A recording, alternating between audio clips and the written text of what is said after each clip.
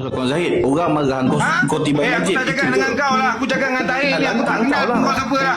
Aku cakap dengan Tahir ni. Tahir ni aku kenal. Adik, Pergi room mana-mana, sebut nama aku. Macam mana jantan. Wemah Zahid ke? Kau sebut-sebut nama aku. Kau jumpa kat luar. Wemah Najib ke? Wemah siapa pun itu pun Malah. tak tahu. Kalau kau nak jantan, kau jumpa aku kat luar.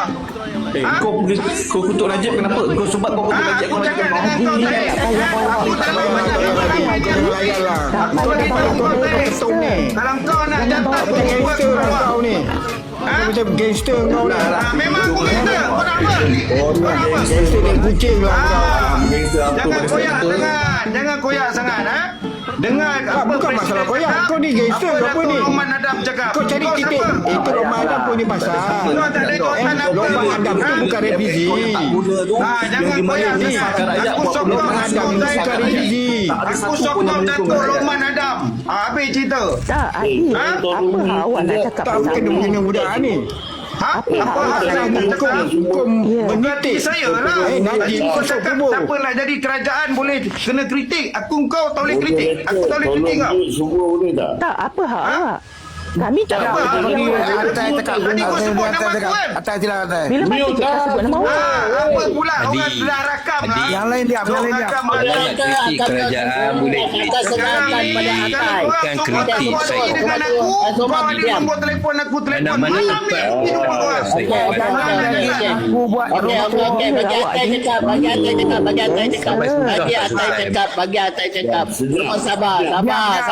Diam, semua diam, Atai semua diam. cakap, Atai cakap, bagi Semua Atai diam, cakap. bagi Semua sabar. Atai cakap, Atai. Silakan atas. Aku nak dengar Atai. Aku nak beritahu, kau nak biarkan Perikatan Nasional tepuk tangan ke nak tengok kita macam ni? Aku nak beritahu. Ni, kenapa kita nak senyap pasal isu addendum ni? Kau kalau rasa nak bawa, kau bawa aja. Tapi jangan teruskan perbalahan ni. Lama-lama dia akan jadi rosak. Tak, kita bukan nak gunakan, tapi kita akan pertikaikan kerajaan yang tak boleh nak memerintah dengan betul, yang menyusahkan rakyat. Itu berfakta. Jo, kalau kerajaan tak boleh nak kena kritik, berhenti jadi kerajaan. Kau nak Pemimpin kerajaan utama sekarang adalah PMX. So, kalau masalah ada, dia lah masalah. So, itu adalah fakta. Kau dengar cakap aku ni UMNO selamanya. Kau pun aku baru tengok, kau baru keluar ni. Orang Kalau baru tengok tak boleh nak kritik. bukan tak boleh kritik. Nampak sama sendiri jadi bergaduh. Sama sendiri jadi bergaduh. Dia tak pertahankan UMNO langsung kau dekat room dia. Langsung dia UMNO selamat dia. Sabar. Jangan serang ahli UMNO yang lain. Aku bagi Atai bercakap, bagi respect sikit. Aku turun, aku akan hentam. Okey, terpulang kau nak follow tidak. Itu je. Adi memang solo, memang takkan bagi canda. Sebenarnya kita cari jalan penyelesaian kita. Baik. Tengok macam mana. Aku tak suka style macam ni. Jadi tak setuju belah terjun. Lepas tu nak buat kepala sendiri. Okey, Orang lain pula capuk. Aku tak setuju perkara ni berlaku. Aku tak setuju sebenarnya.